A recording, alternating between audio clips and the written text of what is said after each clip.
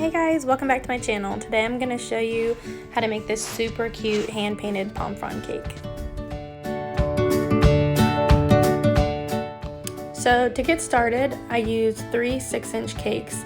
I skipped the leveling part on these. I usually level all my cakes before I stack them and I fill them and stack them, but I wanted this cake to have a lot of height on it because I was going to be painting lots of the palm fronds, so I skipped the leveling part. You can tell while I'm icing it, it looks a little different, but you'll definitely want to skip this part if you want more height on your cake. This is actually a good way to get more height on your cake without having to bake more layers.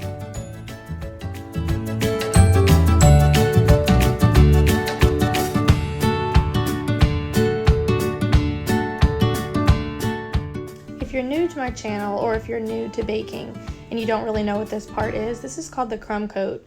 You want to give your entire cake a crumb coat before the final layer. This just locks in all the crumbs and gets your cake nice and stiff before the final coat. When you're done the crumb coat, you want to pop it back in your freezer or your fridge for 10 to 15 minutes to chill and firm up. So now that the crumb coat has completely firmed up, you're going to want to put your final layer on, and this is why you don't want to skip the crumb coat process, especially since I'm not going to be covering this cake in fondant or anything else. This is going to be the final layer, so you want this to be nice and smooth and clean with no crumbs in it. So put a large amount of icing on this part because the majority of it is going to get scraped off when I use the bench scraper, which is what I'm using right now. And you're just going to go around and get your cake as smooth as you possibly can. And sometimes when you're done, if you run your bench scraper under hot water and then go over it again, you'll get a super satiny finish on your cake. Once you've got your final layer nice and smooth, put that back into the fridge or the freezer.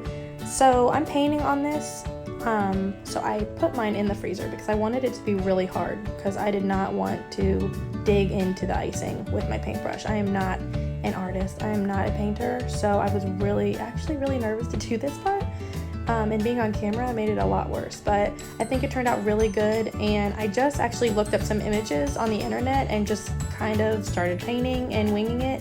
You're gonna want a few different colors, so I did 3 different kinds of greens because you want to layer the different color greens on top of each other. It makes it much more realistic.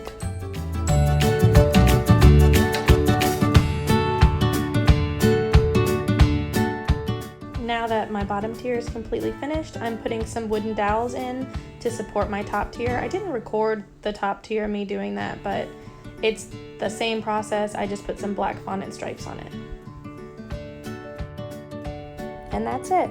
I finished the top of the cake off with a cute little flower, just something simple. This cake really wasn't that hard to make, especially if you love to paint. So if you guys do give this a try, please tag me or send me any pictures. I would love to see what you guys do. Thanks so much for watching.